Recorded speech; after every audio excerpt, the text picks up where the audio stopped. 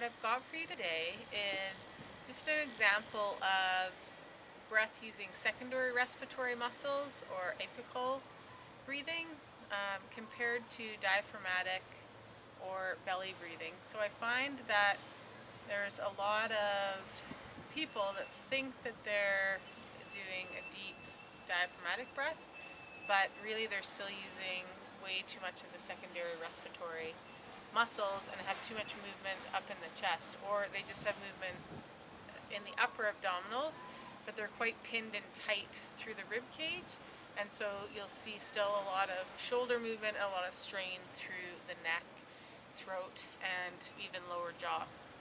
So what I'm going to do for you today is demonstrate in my own body what each looks like, and know that people will be on a continuum of one end to the other of this, and then using a couple different tools show you ways that you can explore for yourself, hopefully finding more of a diaphragmatic breathing that has the breath come down and towards the pubic bone more. Okay, so I'm going to demonstrate the secondary respiratory muscles. That's using a lot more of the scalenes and the muscles of the neck and the shoulders for you right now. So Andrew's going to zoom in and I'll start to find that breathing pattern.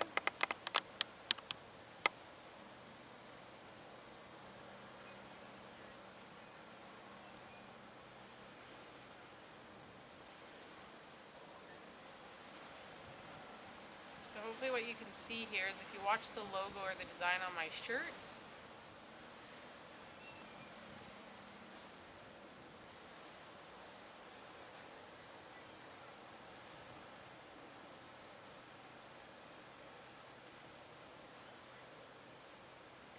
you'll see there's a lot more movement through here and even the tops of the shoulders. For myself, I feel more strain in my throat itself and neck in this breathing pattern, and also some discomfort into the armpits, believe it or not. So I'll just do that breath, a few more breaths here, and then I will demonstrate the deeper diaphragmatic breathing here. So let me come back into that apical breathing pattern.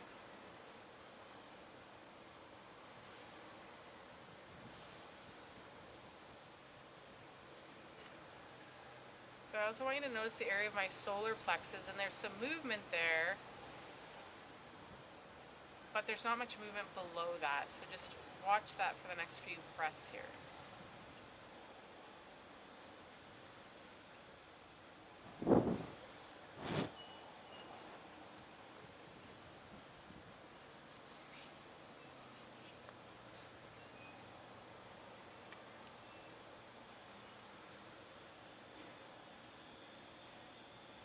So it feels quite exaggerated in my body.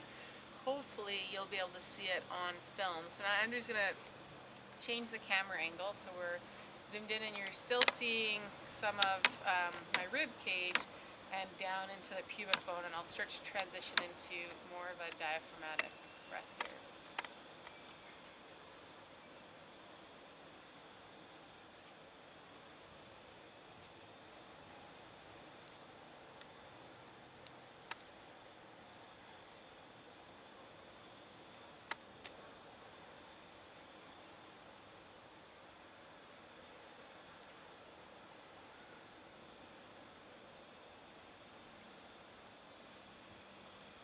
So you can see with my shirt now there's a lot more movement where the red is and less in where the print is. So just the timing and coordination of the breathing is different than what I demonstrated before. So just watch that for another moment here.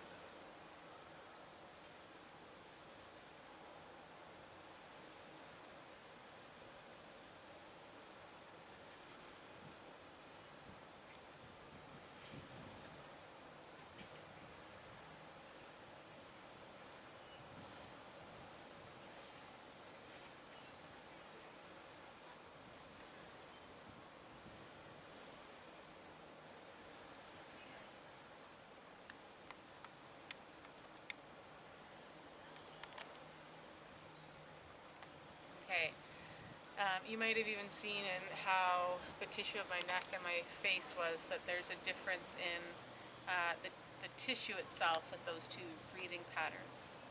So what you can explore is, I find that when there's quite a bit of tension through the diaphragm and tension in through the rib cage and up through the neck, and somebody's stuck in using those secondary respiratory muscles to breathe, that yes, I could cue them to breathe deeper, but I find using the sensory system is just a lot more impactful. So I've got a few tools here, and I'll just demonstrate how you might use them. So this could be a sandbag, could be a kettlebell. I'm just using a bag of quinoa because that's what I've got. And ideally we want to set this down right onto the pubic bone, or just above the pubic bone, down as far as we could. So if this was a kettlebell, I'd have the kettlebell resting on the back of the kettlebell with the handle towards the bottom of my sternum, and the bottom of the kettlebell facing towards my heels, and it'd be resting on the back. I would hold onto the handle, and then trying to have my breath move down where this quinoa bag is, and that starts to be where the movement is first on my inhalation.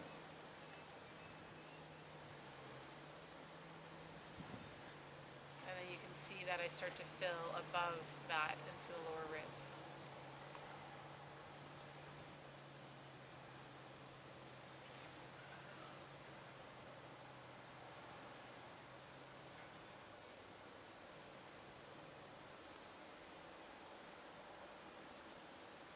So using something that's got weight can be a sensory tool.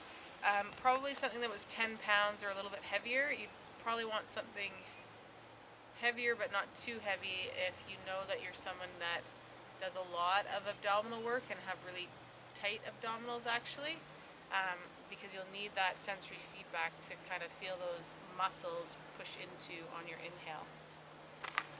Another tool that I've got here that I'll demonstrate on the back first is just a soft bladder ball, like a bender ball or a Corgis ball. We have actually a deflated beach ball, and I would think something like that could work too. So you want it quite deflated, and then you just lift your hips and place it between the bottom of the rib cage and the top of the pelvis. And I just do one side at a time. So it's kind of in the area where the kidneys are, and then simply bring your awareness and your attention to feel the back of your body moving into the bladder of that ball as you're breathing here.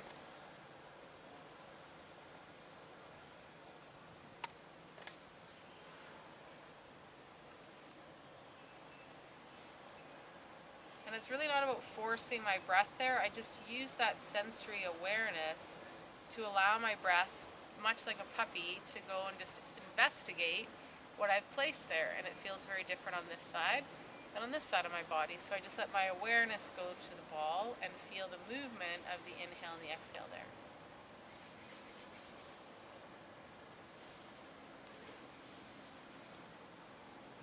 Okay, so you can explore that.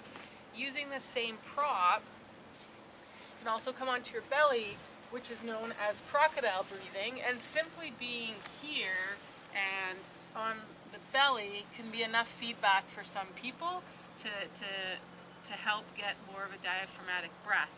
Now, for some people, depending on where they're tight or limited, someone might need to have a pillow underneath their chest so that they're upright and supported. Other people might need to have a rolled yoga mat underneath the top of the pelvis so that the pubic bone is graduated towards the ground and they're coming into a bit of a posterior tilt of the pelvis if they're quite anteriorly tilted. And then again, you just take the ball and it comes down nice and low on either side of the pubic symphysis and into the femoral triangle on one side or the other, and again you just breathe and have your sensory awareness move to the ball.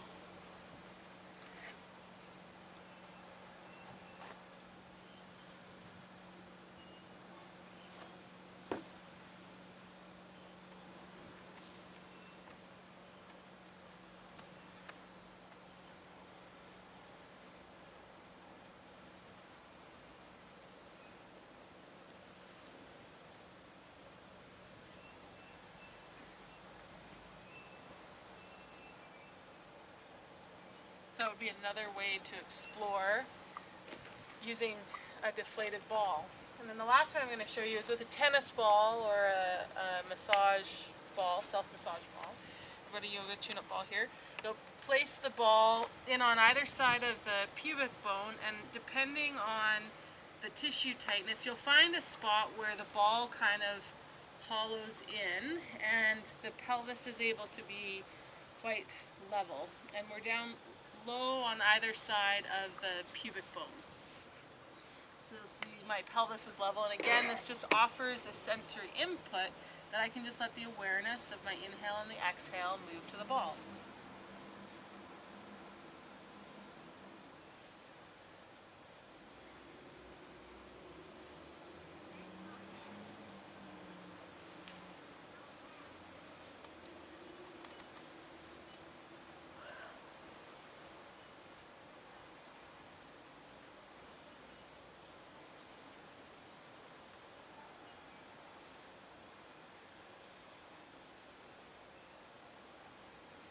Okay, and one isn't better than the other, or right or wrong.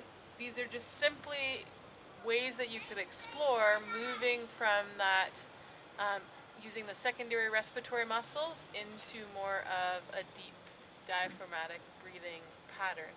So you'll have to pull some tools out and get down on your mat and explore and see what each offers you.